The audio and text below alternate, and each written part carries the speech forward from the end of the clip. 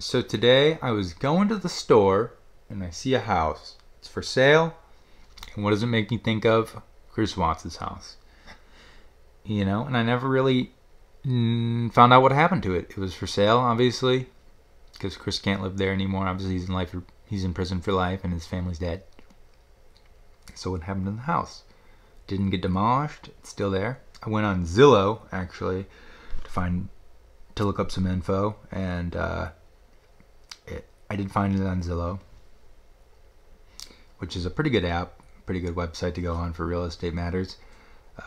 And it's a 5-bedroom, 4-bath, 4,177 square foot home, and the address is 2825 Saratoga Trail. I'll leave a link in the description if you want to look at the house yourself. And it was last on sale for $405,000, and that was on 7/3/2019. And Zillow estimates that the house is worth $585,000. They call it a Zestimate with a Z. And I think that, that's a little high, to put it kindly. And I'm not a real estate expert by any means. I'm not in real estate, and I don't plan on buying a house anytime soon or anything like that, but I think that's a little high.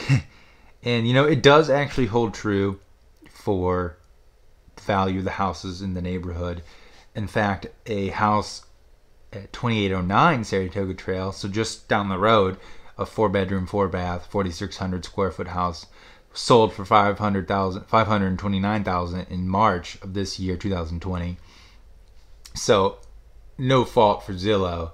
That does hold true. That is probably a pretty good accurate estimate for the worth of the house if Chris didn't murder Shanann in the house. And I don't think they factored that into their Zestimate, the fact that Chris murdered his family there. And anytime, obviously it doesn't take a genius to figure out anytime something like that happens in a house, or someone builds a meth lab in the basement or something, it's going to decrease the value of the house substantially, potentially. And Chris's house is going to be staying with that forever. And I think it'll really never be at full value again, ever. That's always going to be with it. There's always going to be those scars. Because of the national attention. Some houses, there's a murder in them, and then they change hands, and years go by, and you just kind of forget about it. But not really with Chris Watts, because he's so much information about him on the internet, and so popular, so notorious. There's a lot of notoriety in the case. Obviously, we're talking about him today in 2020. So that's probably not going to go away, and the house is really going to take a hit in value, probably forever. You can see, obviously, Zillow wants it to estimate it at $585,000, and they're trying to sell it for $400,000. So we can see that there. And, I started to think about it. Could I live in that house where Chris killed Shanann? And I really don't think I could, to be honest.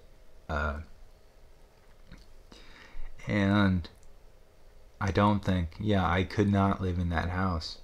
Couldn't do it. It would just eat away at me, creep me out 24/7. I wouldn't get any good sleep in that house ever. But someone eventually, I think, will buy it. Not anytime soon, because of just current events, coronavirus, whatnot. Economy's not in the best shape, not the best time to buy a house in general. So I think someone will buy it, but just not anytime soon. And the person who does buy it, they'll have to accept that.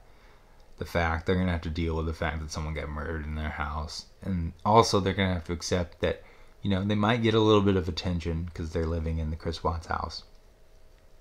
So that kind of sucks. But they'll probably end up getting it for a deal, and objectively it is a really nice house. So they'll probably get it for a deal. And, they'll just have to deal with a little bit of stuff that you usually don't have to when you buy a house. But, back to whether I could live in the house or not. You know, I don't really think I could live in that house. There's just too much info. You know, all those live streams and stuff. It just creeps me out. But, you know, like a meth lab, if there was a meth lab in a house, I could definitely live in a house where there was a meth lab. Yeah, it honestly would be kind of cool. Thinking that someone was cooking some meth, Breaking Bad style, in my basement. But murder, Shanann, I couldn't do that. But again, a meth lab, I would totally be up for living in a former meth house. As long as, you know, it's all cleaned up and no one's trying to come back to the house and kill me. But Chris Watts' house, yeah, I couldn't live in it. And even if I got it for a deal. And I'm going to guess that whoever does buy it is going to get it for a deal. So, yeah. You know, and that's a good question. To ask yourself, could you live in Chris Watts' house? You know, ask yourself that. Try to picture yourself going to sleep every night and thinking, Shanann got murdered right over there. Imagine me pointing to another room, to the master bedroom. I guess you could maybe board that room up if you wanted to. And like, whenever anyone comes over, like, yeah, we don't go in there at all. And just black it out. Maybe like paint over it and act like it doesn't exist. But that's the Chris Watts house. It's still there. No one's bought it. I think the bank owns it now. I don't see anyone buying it anytime soon. So it'll probably just stay empty for a while. And, you know, potentially it could stay empty for years. But, you know, only time will tell. So that's the Chris Watts house. Hope you guys enjoyed this video.